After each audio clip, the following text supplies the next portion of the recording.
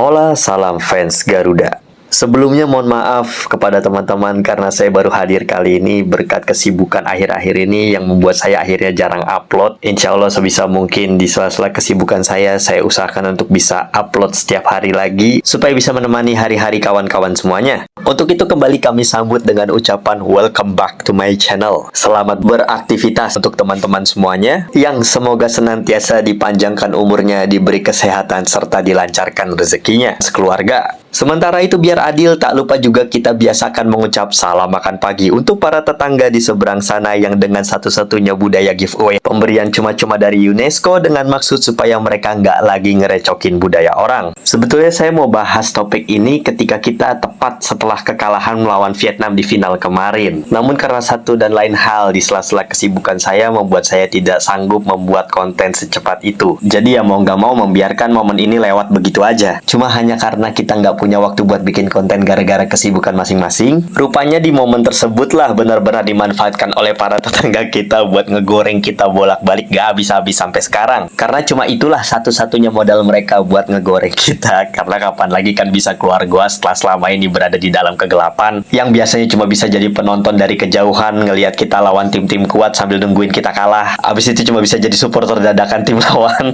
gara-gara saking timnasnya juga nggak bisa diandelin buat lawan kita. Akibat nama timnas yang nggak pernah kedengeran di semifinal apalagi final. Karena saking negaranya nggak bisa apa-apa. Akhirnya yang bisa dia lakuin adalah ngebanggain negara orang yang bisa juara di kandang kita.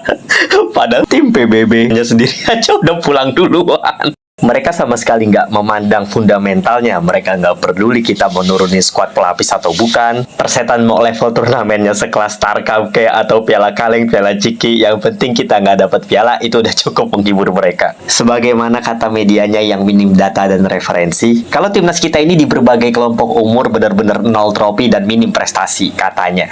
Kira-kira gini bunyi reaksi dari komentar media seberang yang mendadak jadi supporter lawan dadakan dengan merayakan kemenangan lawan kita. Mari langsung aja kita bacakan bunyi berisik dari koar-koar medianya. Dari admin semuabola.my yang mengatakan Koa-Koa akhirnya sama saja tidak punya piala seperti Malaidesh. Terus dibalas sama netizen kita, Koa-Koa tapi lolos masuk grup pun tidak. Nah kalau udah medianya yang bersuara, udah otomatis lah mancing netizen IQ 15 ringgit ya yang pada keluar goa. Indon koyak katanya, Vietnam 1-0 lawan Dutch East Indies. Maksudnya kita, Indon main taklah power mana. Maksudnya Indo ini main gak kuat-kuat amat lah.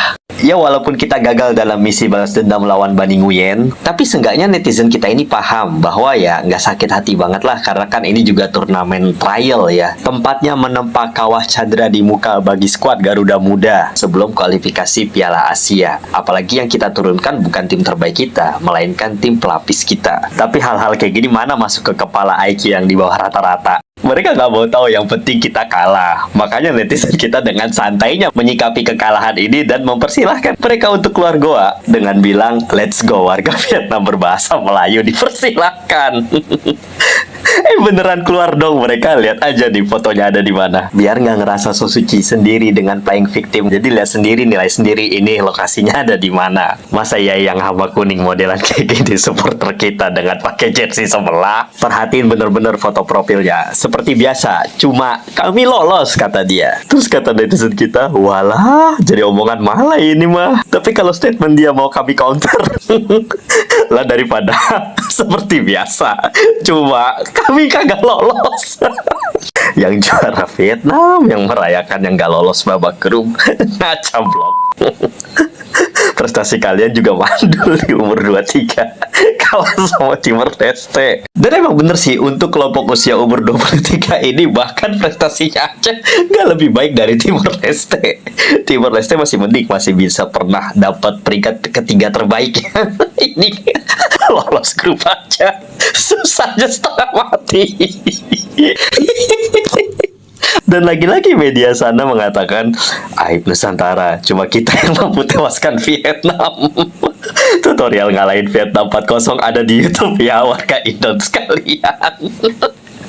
Dia samain kelompok umur U23 sama senior yang digendong kartel bayarannya.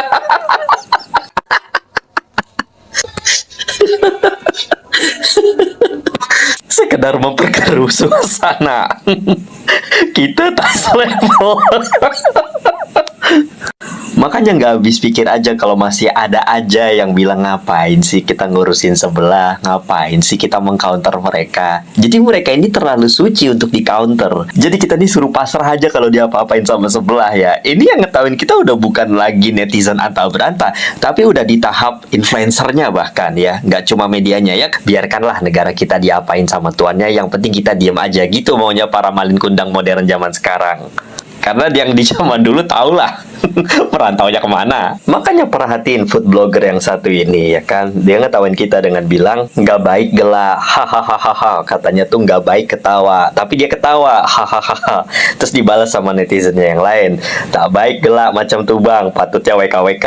Oh, gelak orang kaya, maksudnya ini ketawa orang kaya. Jadi dia ini ngerasa negara kaya ya kan. Jadi merasanya ya cuma kita lah negara yang susah. Perasaan banyak negara yang jauh lebih kaya dari sebelah, tapi nggak ada yang ngerasa terlalu sok paling kaya gitu loh. Misalnya contoh nih ya, negara dengan peradaban yang cukup maju seperti Eropa, Amerika, negara-negara di Asia Timur yang memiliki kemajuan di bidang teknologi maupun kemiliterannya, bahkan berbagai ranah industrinya. Kemudian negara-negara yang kaya dengan sumber daya alamnya seperti negara di Timur Tengah, Asia Tenggara pun juga sama. Kemudian ada lagi negara di Amerika Selatan atau negara di belahan dunia lainnya yang memiliki kekayaan tingkat masing-masing.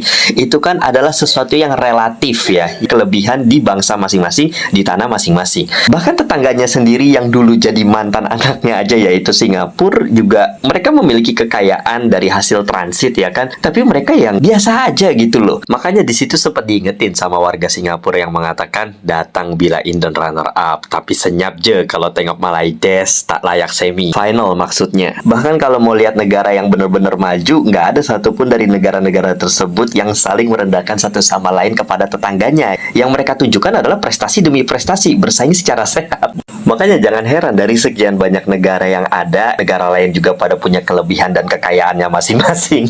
Cuma sebelah doang nih yang ngerasa paling wah, yang ngerasa paling kaya di antara yang lain. Kalau Amerika mah jelas ya, ada yang bisa dimakain. Lah dia punya apa? Yang sekiranya bisa dibanggain, sampai bisa-bisanya jadi ngerasa si paling kaya. Ya kira-kira begitulah nasib yang merasa si paling kaya, yang kalau lagi bahas bola malah dibawa-bawa ekonomi yang gak seberapa itu.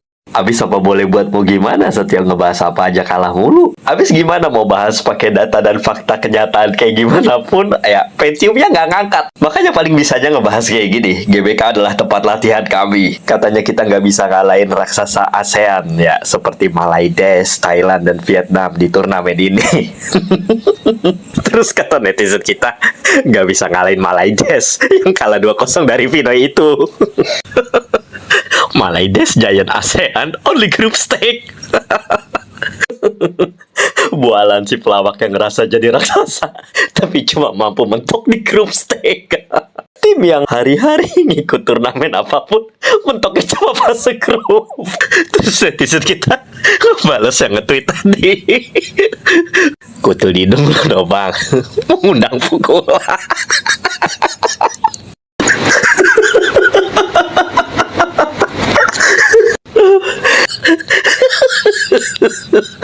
Nah ini kita lihat lagi nih komentar dari fans Selangor FC yang mengatakan ternyata GBK adalah padang latihan Malaides 2 kali cok. Terus kata netizen kita, I smell comment from a Malaides Indian kid from 300 mile away. Saya mencium komentar dari seorang anak India Malaides dari jarak 300 mil. Kita sebagai rakyat Malaides wajib gembira dengan kekalahan Konoha. Sebab korang cuma pelengkap jadwal. Otak mana otak. Terus Bola.Malaya mengatakan harga diri rakyat Konoha hari ini ya lagi turun maksudnya. Mending gugur di final apa di fase grup, kata netizen kita. Terus dibalas sama dia, tak lolos grup itu normal. Yang kelakar sudah sampai final hampir-hampir juara ya.